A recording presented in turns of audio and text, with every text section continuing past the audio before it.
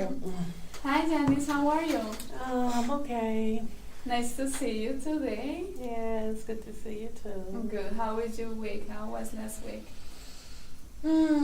Exhausting. You know, I'm in school and I'm working and I'm doing some volunteer hours, so it's physically exhausting.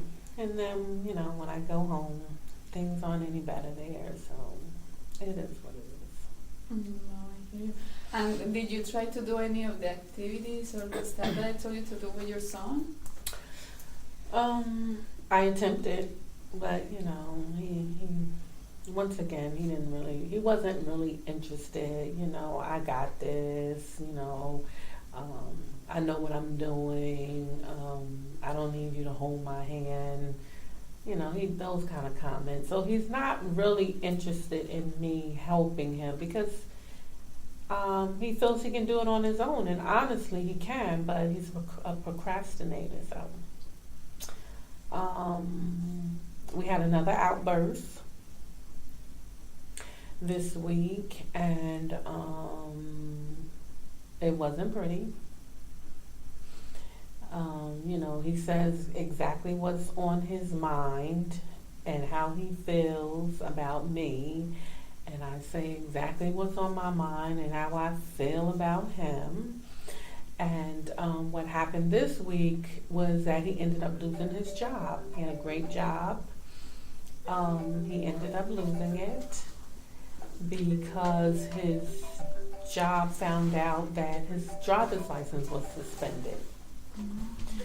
And I have been telling him to pay your fines and restore your driver's license because your employer is you have to have a valid driver's license to keep this job because number one, they're giving you a company vehicle, you're on the road, you're going from site to site. You need a valid driver's license. I know.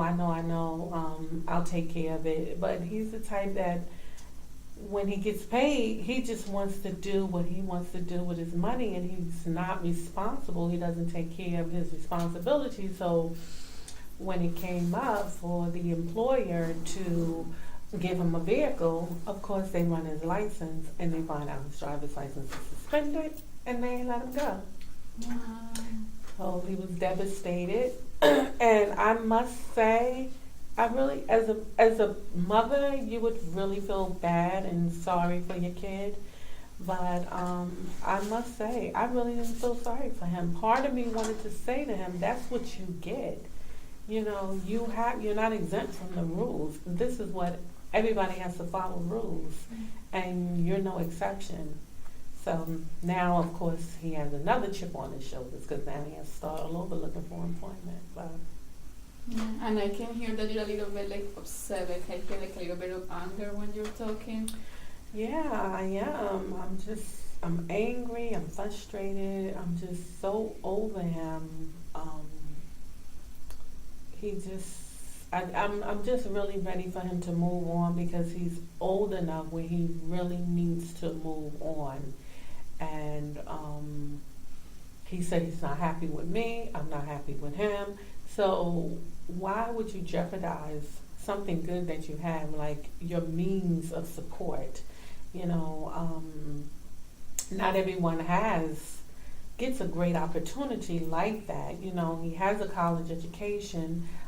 He gets a great job. He's making good money. So why would you not take the steps? If you really don't want to be with your mom and you really don't want to be living in your mother's house, why would you not take the steps towards moving out, which is paying off your fines, restoring your driver's license, and attempting to find your place? But instead, you buy clothes, you buy jewelry, you go out, you hang out, you party, you rent cars, you're living like you're 18, 19 years old, and this is not reality. You can't live like that and expect to move forward in life. So part of me is very angry because now that's like it's not only a setback for him, it's a setback for me. because right when I thought he was on his way out, something like that keeps him there even longer, and we just don't get along. We do better when we're apart. We love each other better when we are apart. We cannot be under the same roof because number one, he's a grown man, and that's not appropriate for a grown man to be up under his mother's roof. You should be out, growing as a man and not still living home with your mother, because when you're home with your mom, you have to follow your mom's rules. If I was home with my mother, and I'm a grown woman, and I would still have to follow her rules. It's her house, I would have to follow her rules. So yeah, I am a bit angry. And I'm just praying and that God gives him another chance, have mercy on him, give him another chance, and he'll find something and be able to move forward from there. And so I've been hearing, all these things that make you upset, make you angry, make you feel trapped, the behavior of your son, and now with the new situation, it's making things worse. But what about, what will make Janice happy? What will you do for yourself to make yourself happy? You mean now, while he's still there, what would I do? Yes, because you have to work with what you have at the moment, right? Well, I guess I would to make me happy was just to separate myself from him. Like I say, I find myself happier at work than I am when I'm home, or I'm happier when he's not there. He spends a lot of time out, sometimes he doesn't come home every night, so he's not there on top of me every single day and night. Either I'm there and he's not, or vice versa.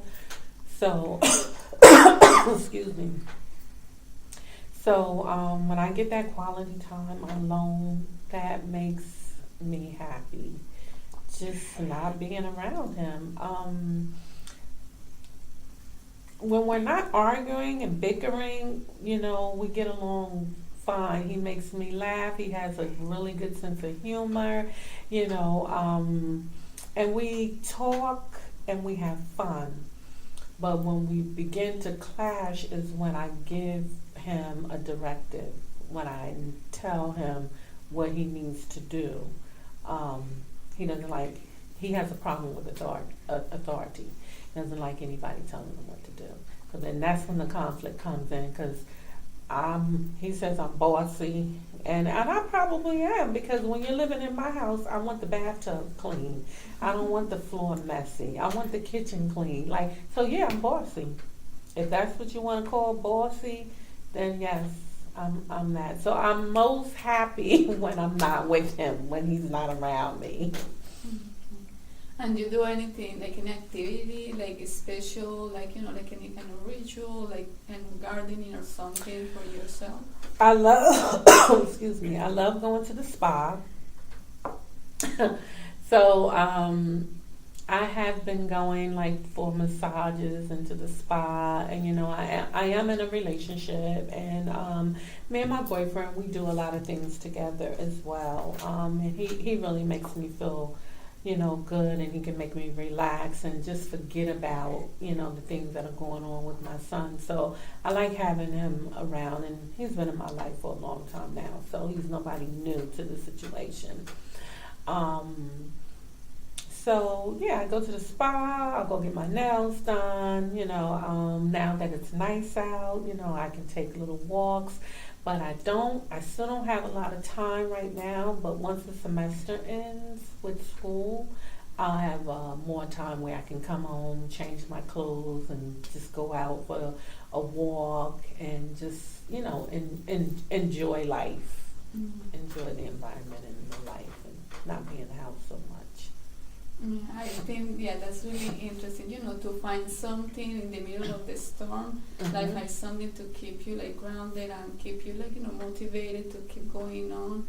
And I know, like, especially because it's your son and you have like a very special bond with him, it's really hard to go through these little fights or, or big fights. So, yeah, so first you have to like try to do something for yourself because the most important person is you. Yeah, and I've come to realize that I can't. There's no more I can do. I have gone above and beyond to do and give him whatever I thought he needed to help him go to the next level in life. And so I'm at the point now where I'm realizing that as a mom, there's no more I can do. I've done all that I can do, and the rest is up to him.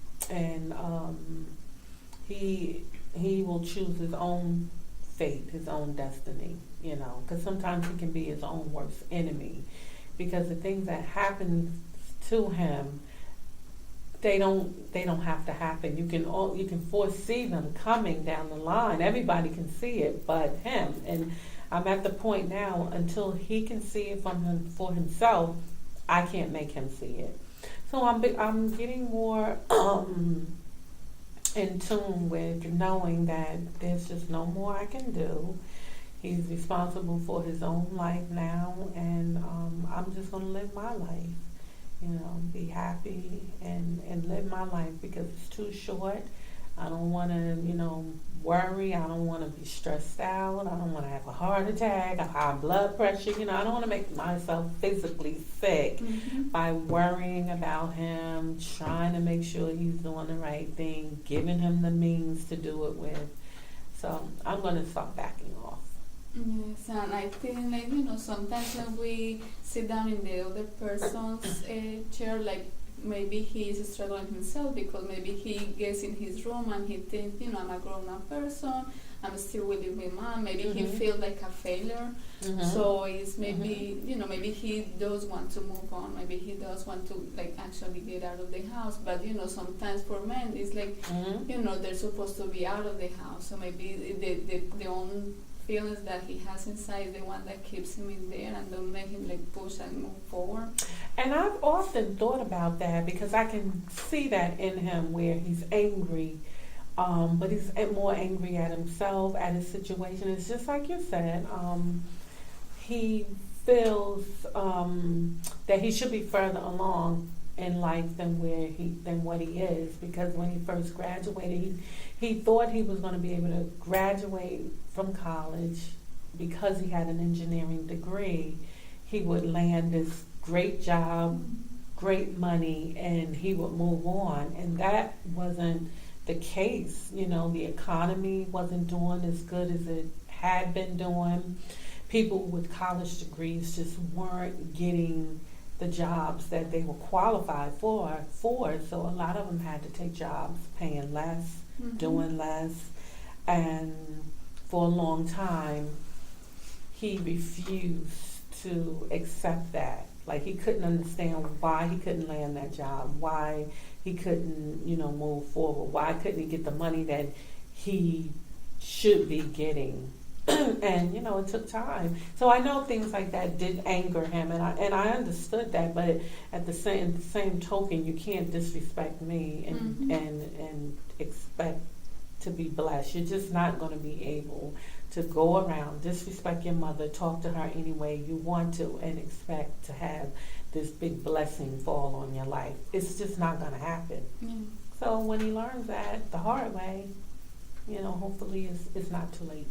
Yes, the good thing is that, we still have 6 more weeks to go, so we can still working around that. We can, try to figure out what's best for you and for your son. Okay. But I want you this week to work on yourself. Like, do things that make you happy, go enjoy the weather, go out with your boyfriend, do things that make you happy, because I want to see you with a big smile next time. Great. That's what I'm going to do. It's beautiful out. I'm going to start today. Yes, of course. I will see you next week. All right. Thank you. Take care. Bye-bye. Okay, bye-bye.